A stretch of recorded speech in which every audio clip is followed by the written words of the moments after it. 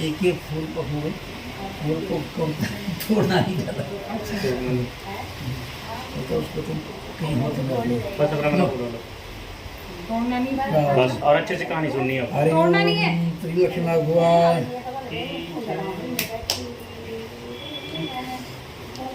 एक समय नैमिषारण्य तीर्थ में सौनक आदि 88,000 ऋषियों ने सभी शास्त्रों में जानने वाले सूर्य जी से पूछा, हे प्रभु, इस कलयुग में वेद विद्या रहित मनुष्य को परम भक्ति किस प्रकार मिलेगी, उनका उद्धार कैसे होगा। हे मुनिश्रेष्ठ, कोई ऐसा व्रत कहिए, तप कहिए जिसमें समय कम लगे, पुण्य प्राप्त हो और मनवांछित फल मिले। ऐसी कथा सुनने की हमारी प्रबल इच्छा है। सभी शास्त्रों में जाने सूर्य जी बोले, हे वैष्णव पूज्य संतो, आप सबने सभी प्राणियों की भलाई की बात पूछी है। अब मैं उसे व्रत के बारे में आप लोगों से कहूँगा जिस व्रत को नारद जी ने लक्ष्मीनारायण भगवान से पूछा था। और लक्ष्मीपति नारायण जी ने जो कुछ भी नारद जी को बताया वो मैं आप लोगों को सुनाता हूँ, ध्यानपूर्वक सुने। एक समय योगीराज नारद जी दूसरों की भलाई की इच्छा से अनेक लोगों में घूमते घूमते मृतलोक में आ पहुँचे। यहाँ पर अनेकों युग में जन्मे है प्राय सभी मनुष्यों को अपने अपने कर्मों द्वारा दुखी देख करके नारद जी विचार करने लगे वह उपाय कौन सा होगा जिसके करने से इन मृतलोक के मनुष्यों के दुखों का नाश हो सकेगा। ऐसा मन में सोच करके भगवान नारद विष्णु लोक में गए। और जब नारद विष्णु लोक में गए वहाँ ने क्या देखा, नारायण जी के रूप का ध्यान करना। वहाँ श्वेत वर्ण 4 भुजाओं देव ईश नारायण जिनके हाथ में शंख चक्र गदा पद्म थे, गले में वरमाला पहने हुए थे। उन्हें देखकर नारद जी दोनों हाथों को प्रार्थना करने लगे, हे भगवान, आप अत्यंत शक्ति संपन्न मंत्र का वाणी आपको नहीं पा सकती। आपका आद्य मध्य अंत नहीं, निर्गुण स्वरूप सृष्टि के कारण आप भक्तों के दुखों को नाश करने वाले हो, आपको मेरा प्रणाम है। ऐसी प्रार्थना नारद जी विष्णु में जाकर की। नारद जी से इस प्रकार प्रार्थना सुनो विष्णु भगवान बोले, हे नारद जी, आज आपके मन में क्या है, किस कारण से आपका विष्णुलोक में आगमन हुआ है, जो कुछ भी आपके मन के अंदर है संकोच होकर मुझसे कहो। तो नारद जी बोले, हे प्रभु, मृतलोक में सब मुझे अपने कर्मों के कारण विभिन्न प्रकार दुखों से दुखी हो रहे हैं। ये नाथ, अगर आप मुझ पर दया रखते हैं तो बताइए उन मृतलोक के मनुष्यों के दुख छोटे से उपाय से कैसे दूर हो सकते हैं। श्री भगवान बोले, हे नारद, मनुष्य की भलाई के लिए तुमने मुझसे बहुत अच्छी बात पूछी है।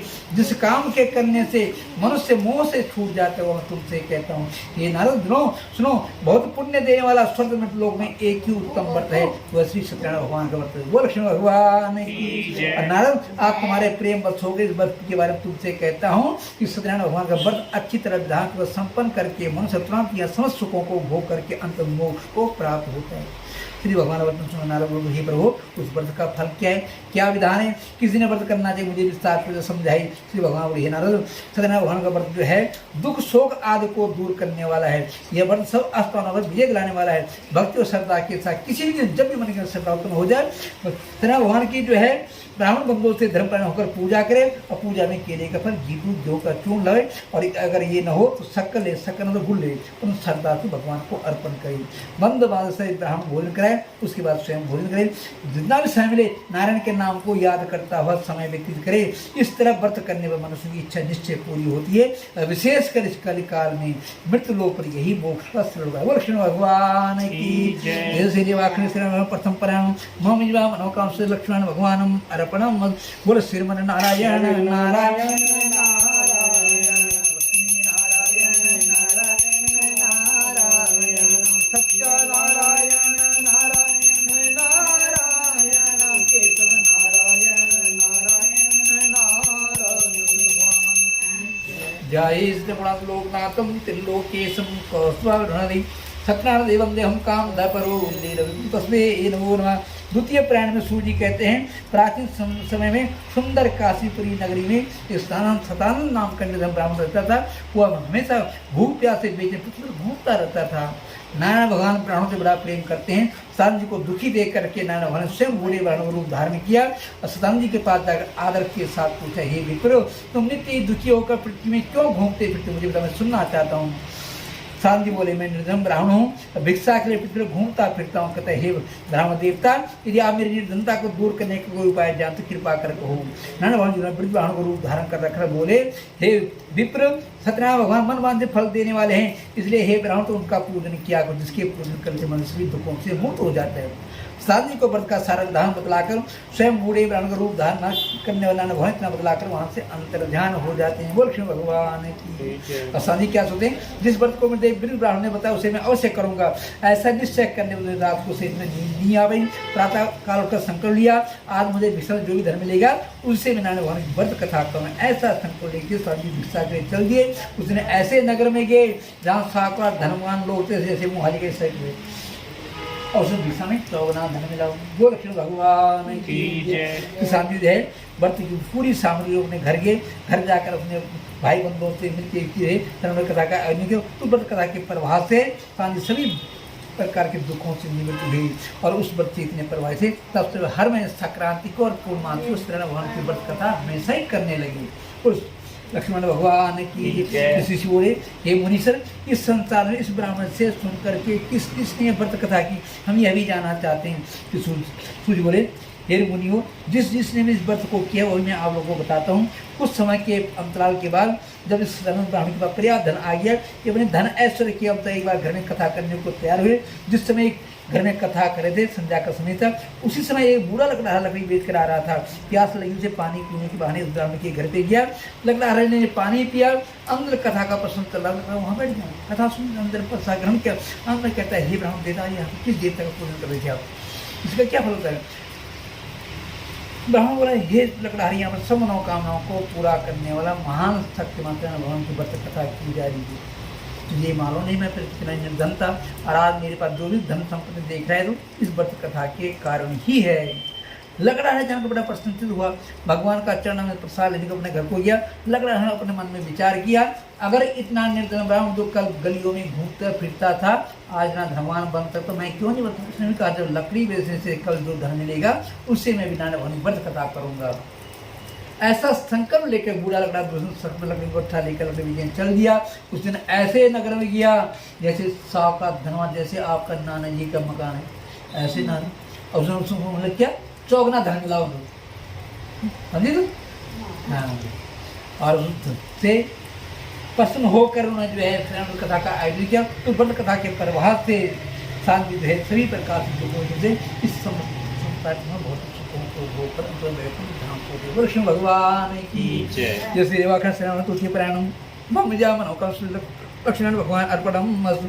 बोलो श्रीमन नारायण नारायण नारायण लक्ष्मी नारायण नारायण नारायण केशव नारायण नारायण नारायण बगरे नारायण नारायण नारायण कंठे गंगाजले मस्तके वामांगिरातना जाया भवानी तुदी नंदी नंदरारातु केदारनाथ प्रो केदारनाथ हृदय दयासला मंगलम देहस मंगलम। तृतीय परिणाम सूर्य के थे। प्राचीन समय उल्का नाम का एक बुद्धिमान राजा था। वह सत्य वक्त था, जितेंद्र था, परंतु देवस्थान पर जाता था, गरीबों को धन देकर उनके कष्ट दूर किया करता था। उसकी पत्नी कमल के श्रामों पर सती शादी थी। एक बार दोनों राजा रानी भद्रशा नदी के किनारे पे गए और वहाँ पर सत्यनारायण भगवान की व्रत कथा करने लगी। जिस समय वो नदी किनारे कथा कर रहे थे उस समय वहाँ पर साधु नामक बनी आया। इसके बाद व्यापक से बहुत सा धन था, वह बनी अपनी नाव को नदी किनारे ठहरा कर जहाँ पर उसका राजा रानी कथा कर वहाँ पर आता है। राजा को एक मन चित्त होते पूजन करते पूछते, राजन आप इस नदी किनारे पर एक मन चित्त हो क्या कर रहे हैं, मुझे बता, मैं सुनना चाहता हूँ। राजा बोले, हे साधु, मैं इस नदी किनारे पर अपने बंद बांधों के सब पुत्र आदि की कामना के लिए महान शक्तिमान सत्यनारायण भगवान की व्रत की जा रही है। व्रत कथा क्योंकि मेरी कोई संतान नहीं है। राजा बदल चुनकर आप साधु आदर से बोला, हे राजन, मुझे भी इस व्रत कथा का विधान कहो, मैं भी आपके कहे अनुसार इस व्रत कथा को करूंगा, क्योंकि मेरी भी कोई संतान नहीं है। यहाँ पर कथा सुनने से मेरे अंदर ऐसे विचार उत्पन्न हो रहे हैं, अगर मैं भी इस व्रत कथा को करूंगा तो मेरी भी संतान निश्चय हो जाएगी। बोलो कृष्ण भगवान की। फिर वह साधु जो है राजा सारा कथा का विधान सुनकर अपने घर गया। घर जाकर उसने अपनी पत्नी से संतान देने वाले व्रत के बारे में बताया। कहा, हे प्रिय, हम भी इस व्रत कथा को करेंगे, परंतु हम कब करेंगे, जब हमारे घर में पहले संतान हो जाएगी। ऐसे बता उस बड़े ने घर अपनी पत्नी लीलावती कही। कुछ समय के अंतला के बाद उसकी पत्नी लीलावती सांसारिक धर्म पर होते संसार वासुगीता गर्भवती 10वें मनुष्य के घर में सुंदर कन्या का जन्म हो गया। कृष्ण भगवान की। कन्या का कलावती नाम से नामकरण कर दिया। वह कन्या वाला ऐसे बड़ी होने लगी जैसे शुक्ल बस का चंद्रमा बढ़ता, दिन प्रतिदिन बड़ी होने लगी। और लीलावती ने कहा, स्वामी आपने पहले संकल्प किया और घर में संतान जो कथा करें तो करिए। वो बड़े कहते हे प्रिय, घर में कन्या का जन्म हुआ है, कन्या एक ब्राह्मण अपने घर से विदा कर देंगी, ऐसा करना जिसमें इसका विवाह करेंगे उससे हम कथा भी कर लेंगे तो अति उत्तम रहेगा। ऐसा अपने पति को समझा बुझा कर वो बड़ी अपने जो है अपने व्यापार में लग जाता है। इधर कलावती अपने माता पिता के घर में बड़ी होने लगी। कुछ समय के अंतराल बड़ी एक दिन अपने पुत्री को नगर में सखियों के साथ खेलते हुए देखा। वो समझ के मेरी पुत्री विवाह के लायक होगी। उसने धन के रक्षा दूत को बुलाया, उसको आज्ञा दी, जाओ मेरी पुत्री वास्ते कोई स्वेग वर ढूंढ लाओ। उसकी आज्ञा पाकर उसका दूत कंचन नगर गया, वहां से देखभाल करके एक बड़ी के पुत्र ले आया। उस लड़को देख उस बड़ी ने जो है अपनी पुत्री का विवाह उस बड़ी पुत्री के साथ कर दिया। दुर्भाग्य से विवाह की कथा करना भूल गया और विवाह के बाद उसने अपने दामा को साथ व्यापार में लगा लिया। दोनों सब रतनसारपुर नगर में गए, वहाँ चंद्रकेतु राजा का राज्य था, उसमें व्यापार करने लगी। अब नारायण भगवान की कथा के न करने के कारण नारायण भगवान उस पर सुस जाते हैं। नारायण भगवान ये बड़े जाते मेरी पूजा की नोक होने के काम के लिए अपने जीवन अति कष्ट प्राप्त हो गए। अपने कारण को बनिया ने क्या किया, अपनी पुत्री के विवाह के बाद जो है कथा करना भूल गए। जब वो तंत्र के राजा में व्यापार कर रहे थे उस समय वहां पर एक चोरी हो गई। चोर राजा को के लिए भाग रहे थे, किसी राजा के दूध पड़ जाते। उन्होंने सोचा पकड़े जाएंगे। उन्होंने क्या किया, पकड़े जाएंगे, राजा के दूध आए। उन्होंने क्या कहानी का आगे बढ़ाएंगे बोलते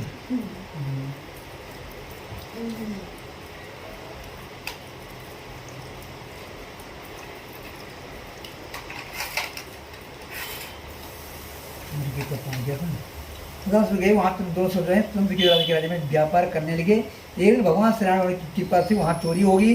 चोर राजा को धन के लिए भाग रहे थे, पीछे से राजा के दूर पड़ जाते हैं। चोरों ने देखा आप हम तो जो है पकड़े जाएंगे। राजा का धन उठा उन दो सोलह की नाव में रख दिया और अपने आप आगे चले गए।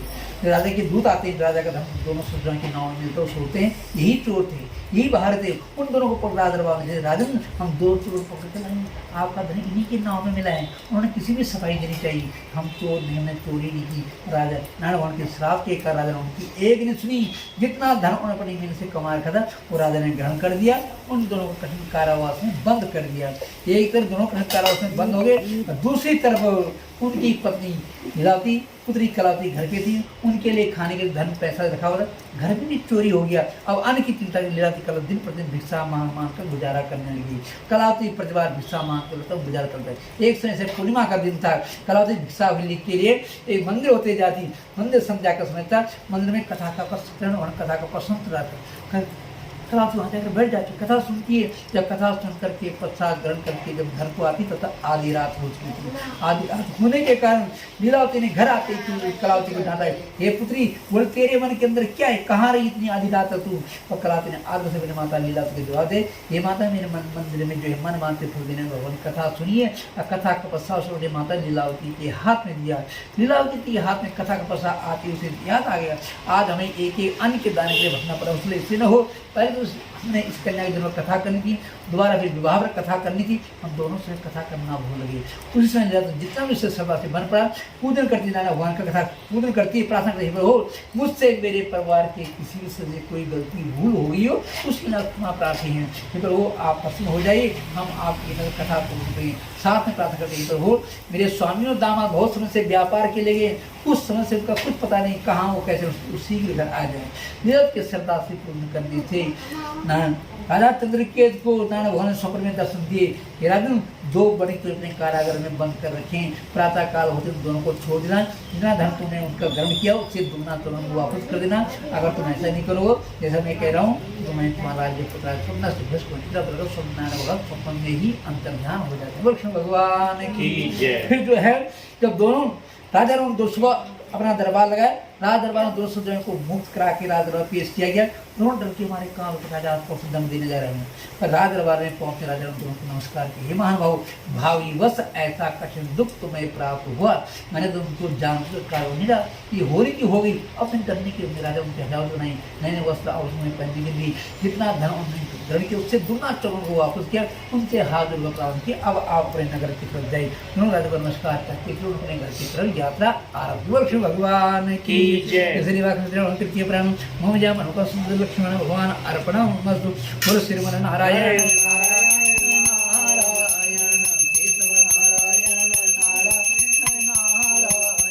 लक्ष्मी नारायण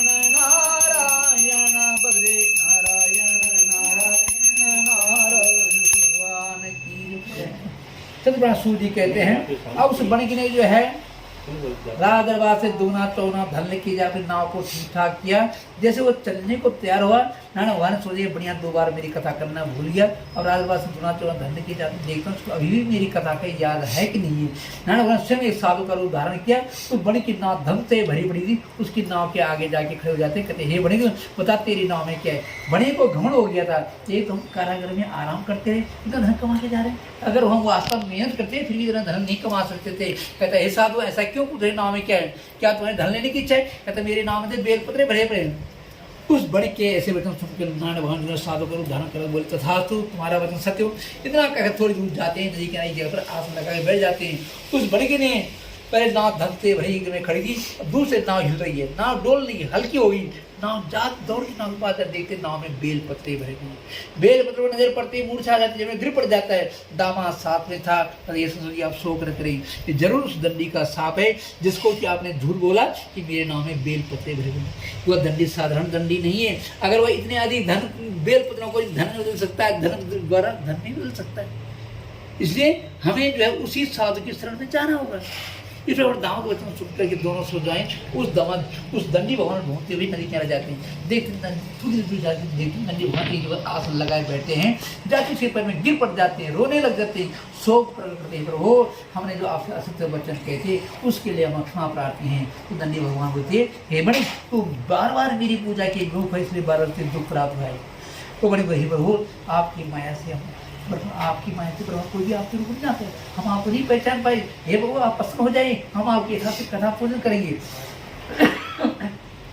साथ प्रार्थना प्रभु मेरी नाम जैसा धन पहले भरा हुआ था ऐसा धन भी भर दी। इधर का वहां से तथास्तु उन्होंने जो कहा वहां से आशीर्वाद लेकर के वो जैसे भी नाव के पास देखते नाव पहले जैसे धन से भरी पड़ी हुई है। फिर यथास्थ वहाँ पर पूजन किया। फिर उन्होंने अपने घर की तरफ यात्रा आ रही। जब वो अपने नगर बिल्कुल निकट पहुंच गए फिर उसने अपने दूत को आज्ञा दी जाओ हमारे घर जाओ, पहले हमारी पत्नी को संतति करा दो। तो तुम्हारे स्वामी व्यापार के बहुत धन कमा कर वापस आ गए। वापस आ उसकी आज्ञा पर दूत घर पहुंचा। जब दूत घर पहुंचा उसने समझा घर पे लीलावती कलम से भगवान का पूजन कर रही थी। यह जानकर दोनों पर प्रसन्न हुई। हमारे स्वामी व्यापार से वापस आ गए। लीलावती ने जल्दी जल्दी कथा समाप्त की। अपनी पुत्री जी कहते पुत्री मैं अपने स्वामी के दर्शन करने जाए, खुद भी कथा समाप्त करके अपने पति के दर्शन के लिए आ जाना। लीलावती के जाने के बाद कलावती को अपने पति के दर्शन लालसा उतनी। उसने भी जल्दी जल्दी कथा समाप्त की और जल्दी में कथा का प्रसाद लेना भूल गई, अपने पति के दर्शन के लिए चली गई। कथा का प्रसाद छोड़ने के कारण नाना भगवान कलावती रुष्ट हो जाते हैं। कलावती के वहां पहुंचने से पहले ही नाना भगवान पति को नाव से पानी में अदृश्य कर दिया। जब कलावती वहां पहुंचे अपने पति को देखते हुए रोती हुई गिर पड़ जाती है, प्रण करती है इतने बाद मेरे स्वामी आए थे, पता नहीं कौन से देकर उन्होंने अपहरण कर दिया। अगर आज मेरे स्वामी यहाँ पर नहीं मिलेंगे आज मैं भी इसी नदी अपनी जान दे दूंगी। वो बणिक उसकी पत्नी जाती अपनी पुत्री के ऐसे संकल्प उसको बड़े दुखी होती। तभी उस वहाँ पर आकाशवाणी होती है हे बड़े तेरी पुत्री मेरे प्रसाद को त्याग कर आएगी। अगर एक घर जाकर प्रसाद खा के लौटे इसे पति अवश्य मिल गए, संशय की कोई बात नहीं है। आकाशवाणी के सुनते ही कलावती शीघ्र घर गई। घर जाकर पूजन किया, प्रसाद ग्रहण किया, फिर वहाँ पर आई, फिर अपने पति की दर्शन की, फिर उस लोग के सब सुखों को भोग करके उस जो है वैकुंठ धाम को प्राप्त किया। बोल कृष्ण भगवान की पंचम प्राण सूजन जय श्रीवन हरि हरि खंडी चोर प्रणाम जय कृष्ण भगवान अर्पण नमस्ते। हरि ओम श्रीमन नारायण नारायण नारायण केशव नारायण नारायण नारायण बद्री नारायण नारायण नारायण लक्ष्मी नारायण नारायण नारायण कृष्ण भगवान की जय। पंचम प्राण सूर्य कहते हैं प्राचीन समय तुंगध्वज नाम के राजा था। उसने भी एक बार भगवान का प्रसाद त्याग कर बहुत दुख उठाया। एक बार राजा वन में शिकार खेलने गया। जब वन में वापस आ रहा था तो वन में एक बड़ का वृक्ष था, उसके नीचे ग्वाल वाले सत्यनारायण भगवान का पूजन कर रहे थे। राजा जानबूझ कर वहाँ पर नहीं गया, न उसने नमस्कार किया कि ये ग्वाल वाले हैं, मैं राजा हूँ। और जब ग्वाल वालों ने सत्यनारायण भगवान का प्रसाद राजा को दिया, राजा प्रसाद वहाँ छोड़ करके अपने नगर को चला गया। प्रसाद छोड़ने के कारण नाना भगवान राजा पर रुष्ट हुए। राजा के अपने नगर पहुँचने से पहले ही नाना भगवान से नगर को नष्ट भ्रष्ट कर दिया। जब राजा ने अपने नगर की हालत देखकर समझ गया मुझसे आज बड़ी भारी गलती हो गई है। मैं ग्वाल वालों द्वारा दिए गए शरण पर भगवान के प्रसाद को त्याग कराया। ऐसा मन में विचार करते ही राजा दोबारा वन में आता है, ग्वाल वालों को श्रद्धा से इकट्ठा करता है, विधिदान श्रवण कथा का आयोजन करता है। फिर जब अपने नगर को जाए, उसका नगर पहले जैसे ही हो गया। तो राजा लक्ष्मण भगवान की जय। सूत जी कहते हैं जिन जिनका नाम एक कथा पांच अध्यायों के अंदर है, उनके दूसरे जन्म की कथा करते हैं। सर्वप्रथम सानंद नाम के ब्राह्मण का नाम कथा के अंदर आया था। सानंद नाम का ब्राह्मण दूसरे में स्वामागंधम लेकर मोक्ष पाया। फिर जो है उल्कामुख राजा का नाम कथा के आया था। उल्कामुख नाम का राजा दशरथ होकर के बैकुंठ धाम को गया। लकड़हारे का नाम कथा के आया था। लकड़हारा दूसरे में केवल बन के राम जी की सेवा कर उसने बैकुंठ धाम प्राप्त किया। साधना बनिया के नाम से कथा के आया था। साधना बनिया दूसरे में मोरध्वज बन करके अपने पुत्र को आरे से चीर कर दान करने से मोक्ष प्राप्त किया। और पंचम प्राणी महाराज तुंगध्वज का नाम आया था।